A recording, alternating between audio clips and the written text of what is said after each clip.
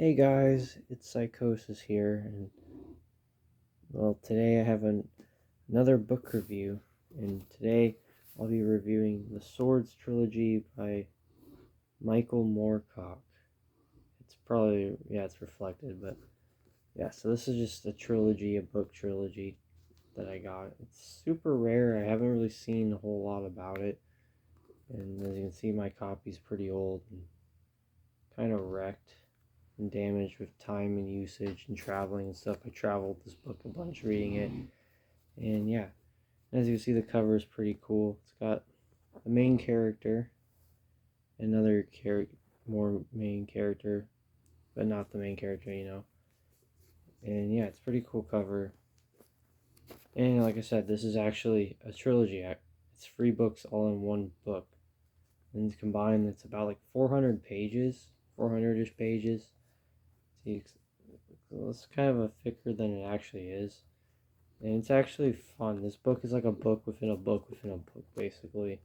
So it's a trilogy, so there's 3 books in one package, but each of the 3 books are made up of multiple books, as if there's like a bunch of short stories and sections combined to make one bigger section, which makes it a bigger section.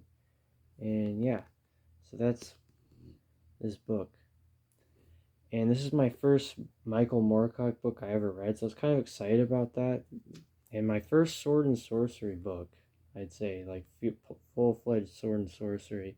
Because I don't think Last of the Renshai counts. But yeah. And everyone raves about Michael Moorcock and says he's like one of the best writers out there. So I was excited to read one of his books. So I read this one. And yeah. As you can see, the cover, like I said, is really sweet. Red cover. He's on a horse. And he's got a sword. Yeah, and as it says, it's the Swords trilogy, but there are swords, but it's not like the Last of the Renshai trilogy. Swords are not the main focus here. And the title actually has more to do with the villains of the story, which we'll get to here. But yeah. And so yeah, basically the plot of these books, this trilogy, is that Coram, the main character, is called Prince Coram, and he's part of this alien race, what are known as the older races, and his race is known as the Vadrag. I don't know how to pronounce it. And there's another advanced race known as the Nadrag, but they're kind of seen as the more like downgraded version of the Vadrag. And the Vadrag are like super advanced, and they can like go into different planes and stuff. It's kind of cool.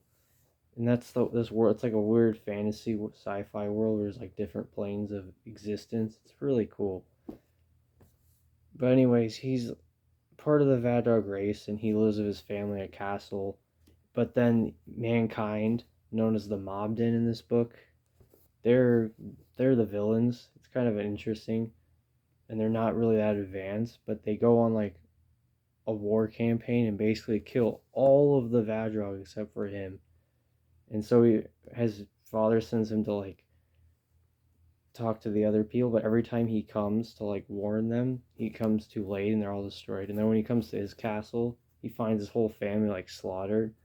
And then the leader, the Earl of the Mobden that did it all, the atrocities, they cut off his eye and his hand. And that's basically the first book for the most part. And then he meets the girl, Raulina, and he falls in love with her. And then they go on like he goes in on his quest to like stop the chaos in the world, because the huge emphasis on the world. There's like 15 planes of existence in the world that this book is set in, and there's a constant battle between law and chaos. So of course, law being good, chaos being bad, and but chaos rules all 15 of the realms, because there are 3 rulers, the sword rulers, hence the name Sword Trilogy, and they rule. And each one rules like 5 realms, and each one is stronger than the next. So there's the Knight of the Swords, which is why it says here Knight of the Swords, Queen of the Swords, and then the King of the Swords.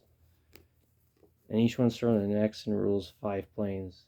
And it's kind of goofy too, because while everything happens in the book, there's like people coming from different realms battling different fronts and stuff, really expansive book, I will say. This book is actually really expansive. There's a lot of like names and stuff. I was actually surprised of like the depth and like precision of it all.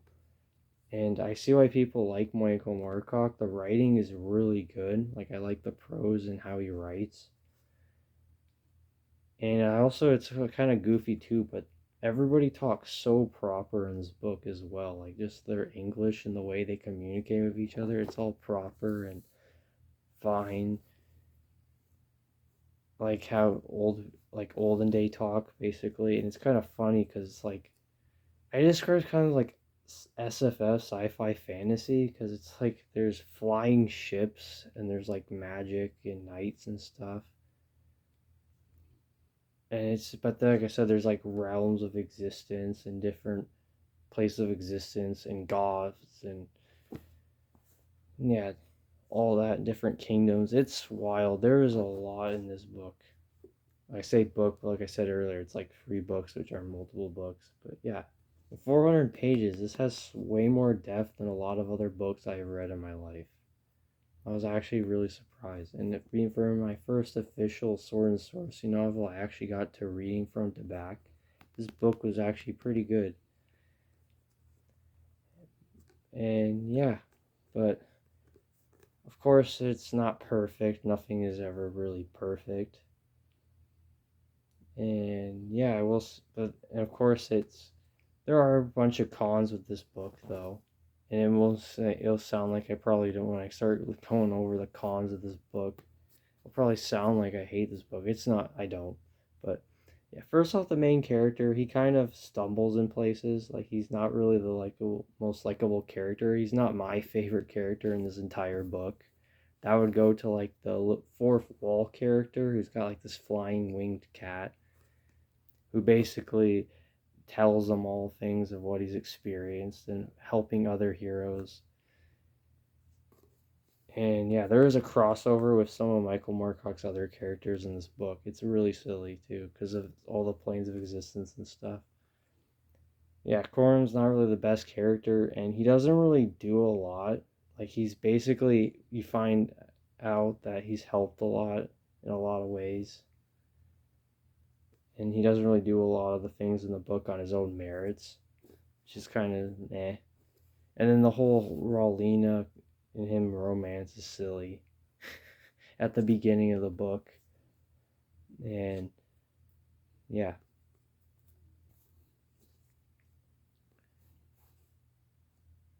Yeah, it's just kind of funny. And then there's parts that drag on, parts that are like just go fast. Like the ending of the final book, King of the Swords, is kind of disappointing. It felt very rushed. Like everything that like the ending and the climax it feels like happens all within like 10-15 pages in the epilogue. And that's kind of a flaw. This book is sometimes too precise. It doesn't drag on compared to like say the Lord of the Rings series where he kind of goes in depth time about the setting and forests and trees. This book's kind of like, oh, they go to this place and they go to this place, and then they fight goofy creatures and it's super silly because there's like pony warriors that ride ponies and giant ravens, birds, and weird human animal hybrid warrior dudes. There's silly stuff, and then there's like this dude that has like a castle made out of like human blood. There's a lot of goofy things, and it kind of drags it on, but it's also kind of a pro in itself too because it makes this book kind of creative, kind of really imaginative compared to other books that just kind of do same old, what you kind of expect, the usual magic and dragons and stuff. But yeah, and like yeah, there is action though, but like that's also a con. It's not really the focus of this book. It's not like the last of the Renshai trilogy where the author she's basically describing like their katas and techniques and like minute by minute of like what's happening or second by second of what's happening in a fight. Like, oh, this character did this move and basically just slit this dude's throat. No, there's none of that, but it's still cool. And yeah, like I said, I like this book. It was really good. I got it from an online auction. I just saw it and I saw swords and I'm like, ooh, being a nerd that I am, I'm like, ooh, swords. But yeah, I got it. And yeah, I really liked it. It's very obscure. I've only seen that a few people have uploaded videos on this book. I had never heard of it until I saw it when I got it. But yeah, that's basically the gist of the Swords trilogy by Michael Moorcock. And he's got way many other books. He's mostly known for the Elric saga. I have not read those yet, but I need to. I think I only have one Elric book, but yeah, I definitely should, because if this is my first experience with him, his writing, I really enjoyed his writing. And just one book. This book was really good. And yeah, I think overall I'd give this book a 7.58 out of 10. Really good book. It does have some massive flaws, but also has some things that make it truly amazing and silly. And I think that's what stands out. It's super like silly, but yet very creative book. Honestly, and like I said, the writing is amazing. Like, there's a reason why I see why people put Michael Moorcock on a pedestal in terms of like fantasy, sword and sorcery writing, and why I should probably get into reading more sword and sorcery, since it in general is a more obscure fantasy genre, even though it's technically the OG genre of fantasy. But yeah, that's my thoughts on this book, the Swords Trilogy by Michael Moorcock. I keep saying a book because, as you can see, it comes in one package, but it's basically 3 books. And they probably have like some obscure one editions where each of these books comes individually, but I have never seen that before. I'm lucky to even have this copy that I have. And as you can see, it got damaged. It wasn't damaged here in the corner and stuff, and the binding's all kind of messed up. I've kind of traveled with this book and read it. I traveled a lot this summer, so. But yeah, very good book. I'm glad I've read it. I'm glad I finished it. Glad I own this too, because I never would have read it otherwise if I had decided to randomly buy it from an online book auction. But yeah, very good book. 8 out of 10, I'll just say. Yeah, good book.